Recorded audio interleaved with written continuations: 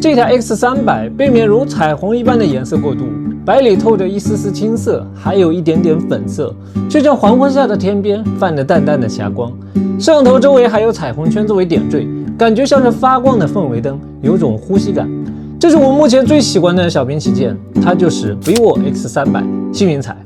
虽然是提前拿到新机但是依旧没有恰饭，各位可以放心观看。那这期呢，我会着重聊聊它的外观、手感、续航、影像以及系统体验，还有对于苹果设备的兼容性是不是真的如发布会说的那么强，聊聊那些首发博主们都没有聊的。咱们现在开始。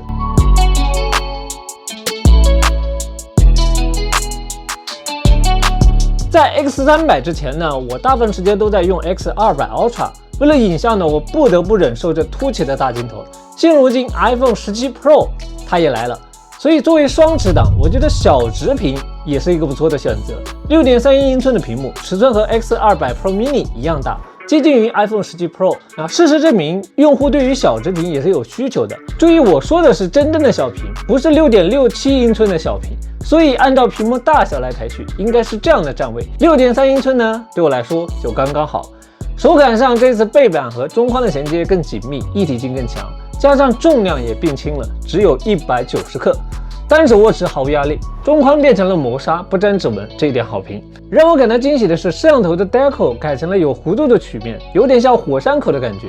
没有了歌手的台阶，手指能自然的贴合，摸起来很舒服。再搭配上这背板的丝绒玻璃工艺，手感真他妈爽不好意思，串台了。来到正面，你看超声波指纹它回来了。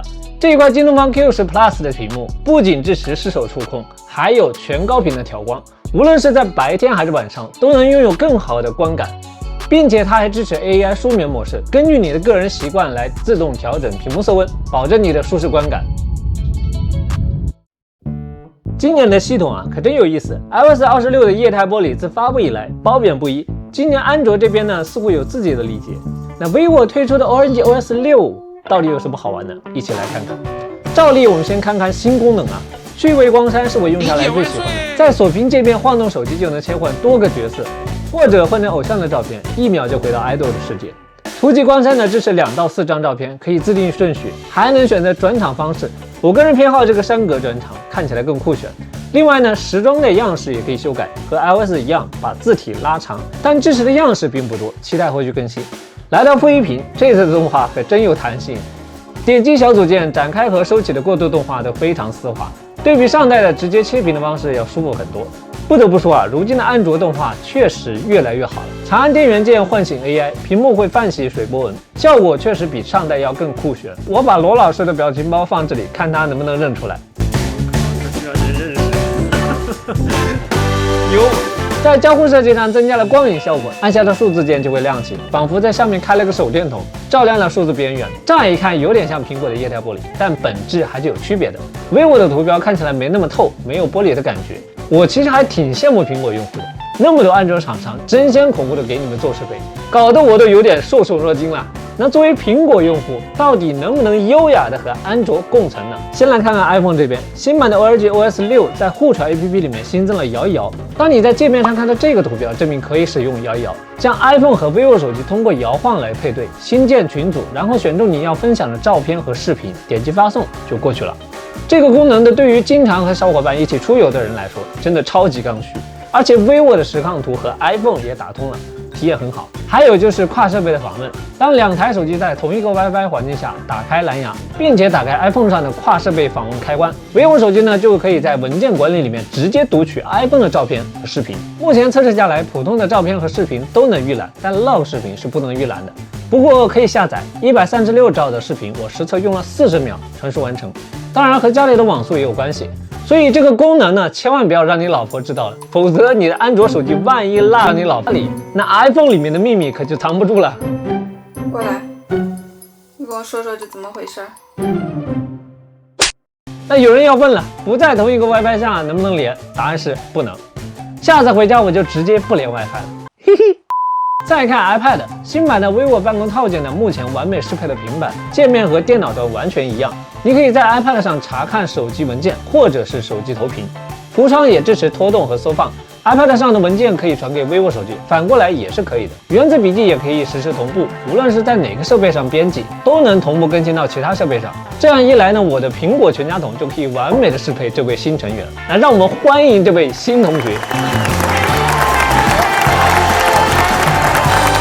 如果你的富查 App 没有以上功能，记得在 App Store 里面把它们升级到这个版本。同样呢，你的 vivo 手机系统也要升级到最新版本。小小的总结一下 ，OrangeOS 6升级点确实不少，更灵动的光影、更丝滑的原子岛动画，以及对苹果设备的全面兼容，确实让我这个不太专业的苹果用户感受到了蓝场的温度。但话说回来，光影效果在计算器上面也没有做，你看隔壁 OPPO 就做了，要抓紧适配啊。还有上岛的应用没有 iPhone 那么多，比如 B 站就上不了，但是人家小米就能上，这怎么说 ，Bro？ 难道叔叔惹你生气了吗？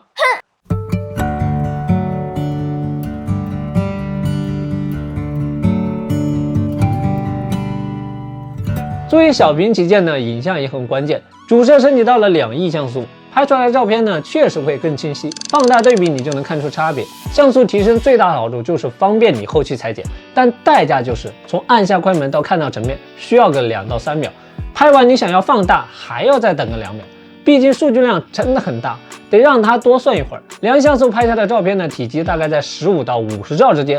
如果你经常拍高分辨率的照片，建议选择大容量的版本。同样升级的还有潜望长焦，我个人体验下来还是比较满意的。70毫米的焦段，白天的画质不用担心，即便拉到10倍依旧可用，甚至你还能拍出这样的微距照片。那暗光环境下呢，10倍以内都还不错，30倍就不必强求了。那我这里呢也和 iPhone 17 Pro 做个对比，大家可以看看哪个更好。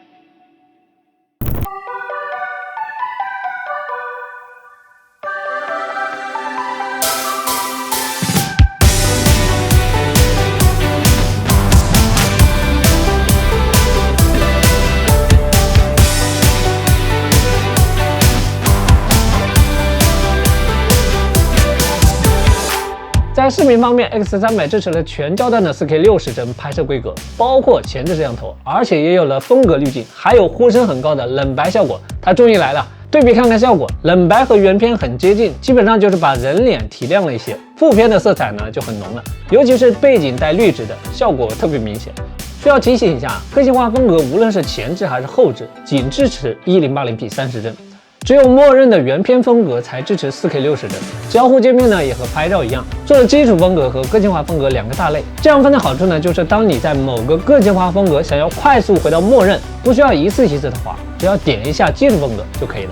只不过目前基础里面只有一个菜色鲜明，没有质感和自然。那除此之外呢 ，X300 也给到了 log 模式，并且还是10比特的，这我真的没想到。唯一有遗憾的就是长焦并不支持 log。